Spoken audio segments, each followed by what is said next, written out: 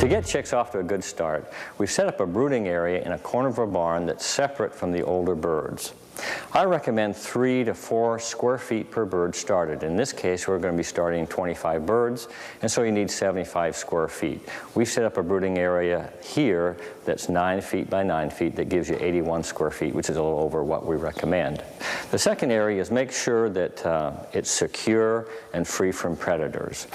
The next rule is to make sure when you're working with the birds, start with the younger birds and work with them first, and then move to the older birds. You don't want to be tracking any of the diseases or parasites or infections from the older birds back to the younger birds. What you want to do is you want to set up 48 hours ahead of time, and you want to clean and disinfect the area and any feeders and waterers that you're going to be using, and make sure that it's all set up and ready to go so when the chicks come, everything's in perfect working order.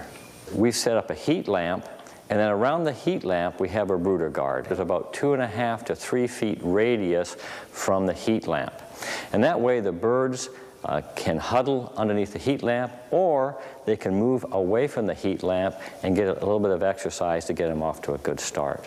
We set the heat lamp about 20 inches above the litter, and then we monitor the temperature. What you want is a comfort zone around the heat lamp, and that comfort zone for the first week needs to be around 90 to 95 degrees. When you're ready to put the litter down, I recommend Eagle Valley bedding material. It's a pelleted wood product out of Canada, and the reason I like it is that it's all natural, it's very absorbent, and it keeps the whole brooding area very dry and relatively odor-free. I like to put down bedding material so that it's about 3 to 4 inches deep.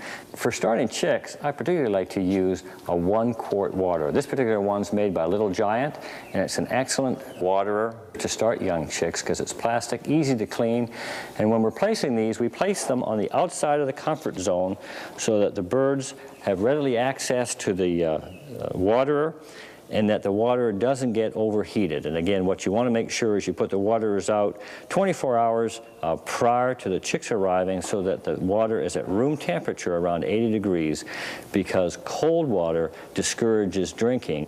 Then I put the chicks in the brooding area, and so without the feed. And that way the chicks have a couple hours to drink, rehydrate themselves before they start eating. Next, we need to consider feed.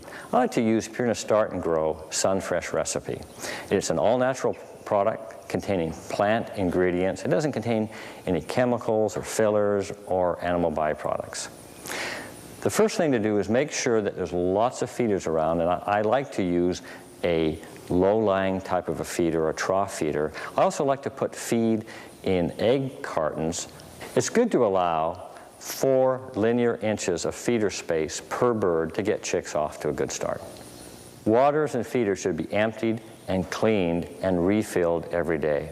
It's also important to make sure that any damp litter around the waterer is removed and replaced with fresh, dry litter. Once the birds are in, what you want to do is monitor it a couple times a day to make sure that the birds are evenly distributed.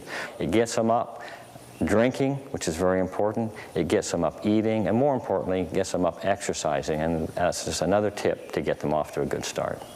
Chicks hatched in the spring in a barn like this, the lights should be on for 24 hours a day for the first couple of days, and then it can be reduced to 18 hours a day for the next couple of weeks. And by the 3rd week, you can reduce it to 16 hours and keep it at 16 hours for the duration of the growing period.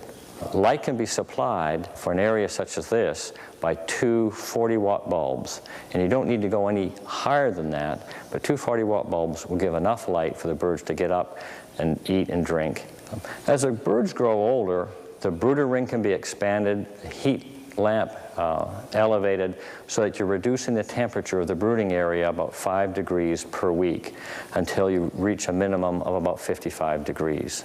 As the birds get older, you want to raise the height of the feeders and waterers, and so they're right at the back of the birds. And this way, it keeps them an awful lot cleaner, and there's less contamination from the chicks kicking up any litter into the feeders and waterers.